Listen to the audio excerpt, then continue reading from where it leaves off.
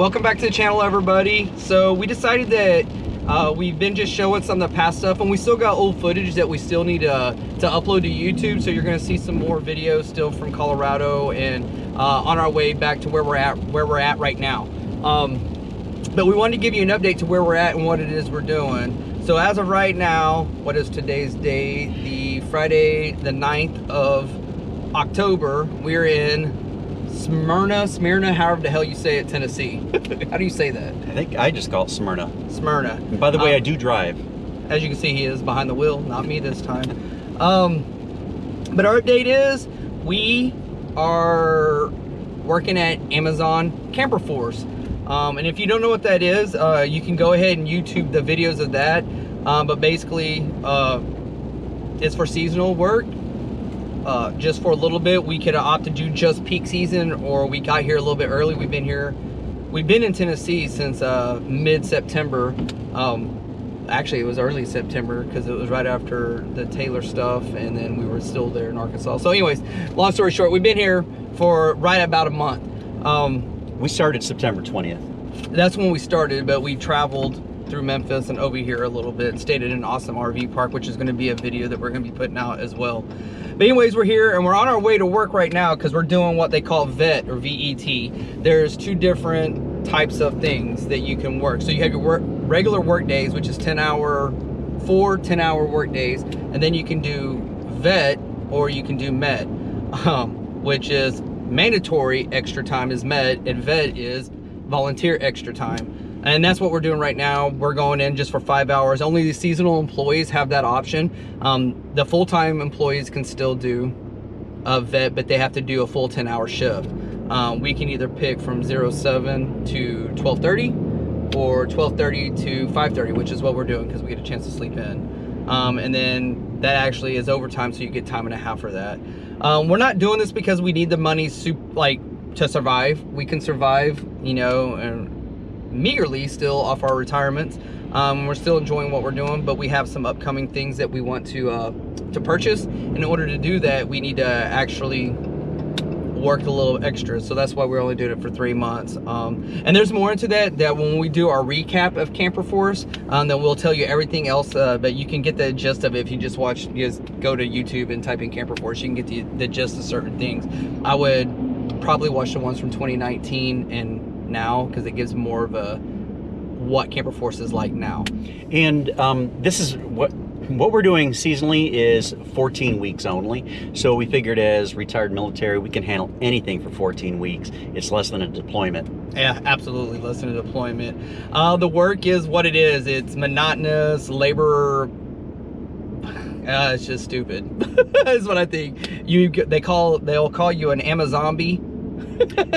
Because you end up becoming like just a little mindless drone. We're at the end of our 3rd week of doing this, and we're doing volunteer time and Sundays. We work Sunday through Wednesday. We're what they call front half workers, front half of the week, which is Sunday through Wednesday, and the back half work Wednesday through Saturday. And then those 3 days that you have off, you can choose not to come in, or you can work some volunteer time, which is what we're doing to get a little extra money.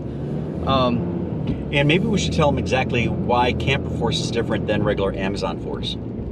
Well, I wanted to wait to do that at the end. Okay. So that's why I That'll said be a surprise. We're going to do a recap on that, of what it is. But that's why I said if you watch YouTube, you're gonna understand what the biggest draw, why people come here. I guess I can go ahead and put it out there or whatever. They pay a certain amount of your campground fee, so that's a certain way that you can save some money, which is going to help us on our endeavor. And also, obviously the money. So you're getting paid to work at Amazon. The Amazon also pays a certain portion of your campsite, which is $550. Now, the draw to that, some people, they like that. And there's a lot of retired military that's working with us, some Navy, some other Air Force. There's a first sergeant, a retired first sergeant. And the only reason I knew he was a first sergeant is because he has the one with the diamond behind it tattooed on the back of his cap. And I was like, oh, he's a first sergeant. And him and his wife, they're both retired military, and they're great people. The people next to us, it's just like being in the military, I think, a little bit, as in for the people. The work is horrible. I hate this work. I don't like doing just monotonous, same thing, same out. And what we do is count. That's what we're simple men. We just count. We're a part of what ICQA is. And everybody that's CamperForce this year, that's what they're doing. They're in that department, ICQA. And I think that's kind of new, because usually you hear about CamperForce people being either pickers or stowers or packers. But this year, Exactly.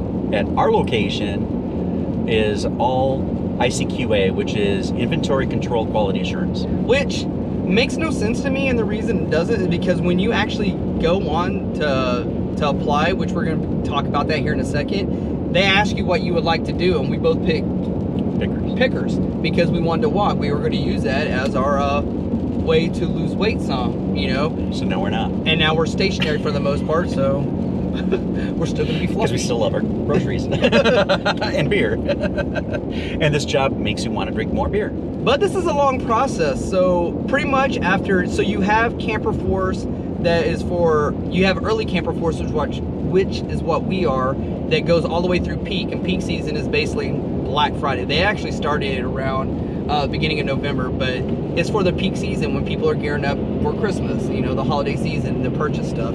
I have a feeling that it's going to be a lot busier this year just because of the whole COVID thing, and a lot of people are going to be staying home and ordering online a lot more, is what I think. But they're also itching to get out, so who knows? Hey, and if you're ordering from Amazon, rudeness, just rude. Just remember that if you see BNA3, we probably saw it. Yeah, or we counted it. Yeah. And let me tell you, there's some weird stuff out there that people buy, because we have seen a lot of weird stuff that we will not discuss here, but anybody that's ever worked CamperForce or in an Amazon facility, you know what we're talking about, because you've seen some weird stuff too. And we're not allowed to even discuss that, especially the people that ship, because they get name tags and stuff like that. But anyways, this process is kind of long to start this.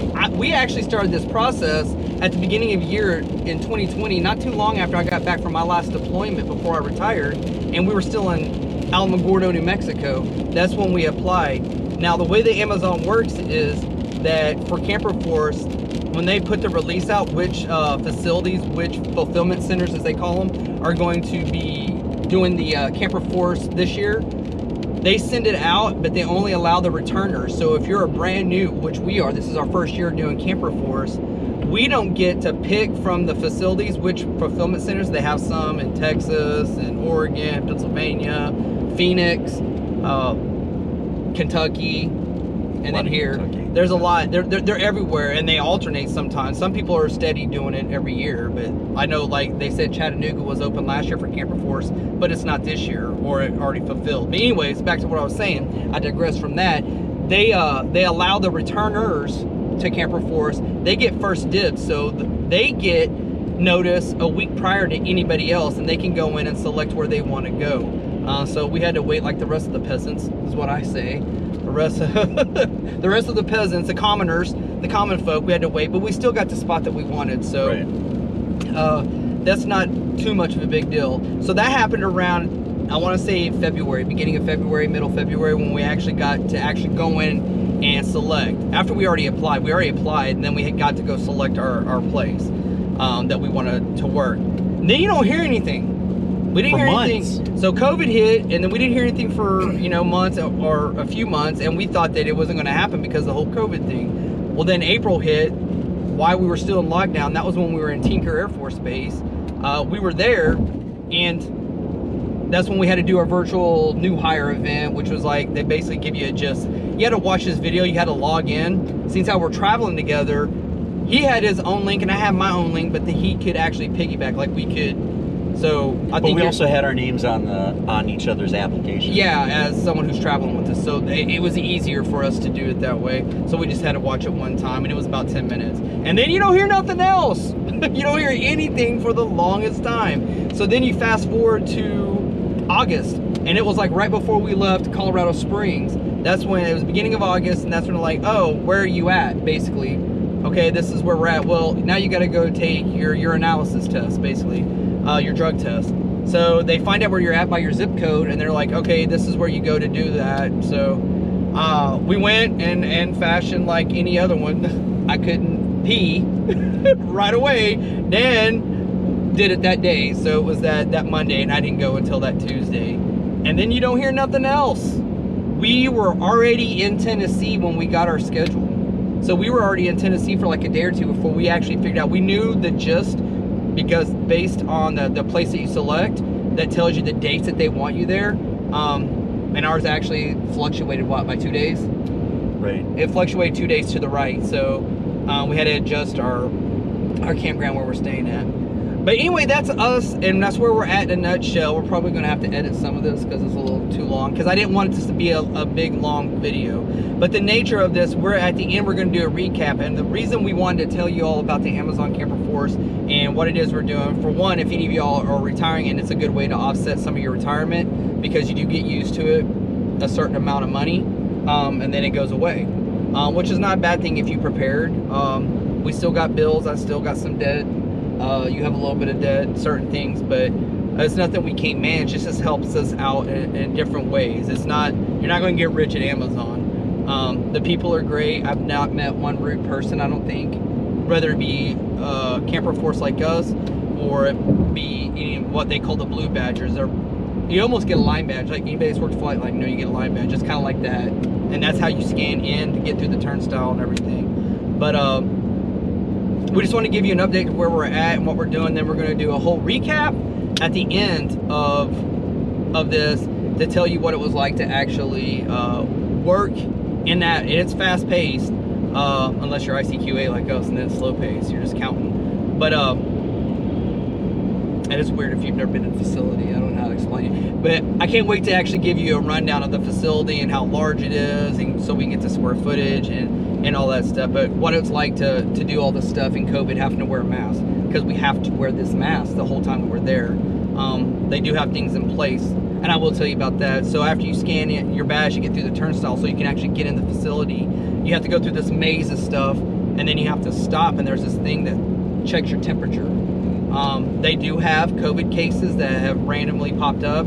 You get their app, and it'll tell you the last time that this, you know, we had an individual test positive. The last time that they worked was on this day, blah, blah, blah. So they're doing everything they need to do into precautions. Once again, I'm not worried as long as you don't cough in people's mouths and spit on them, and they're not doing the same to you, and you wash your hands like a normal human being. I think that you're good to go. I don't think you have to worry about being sick.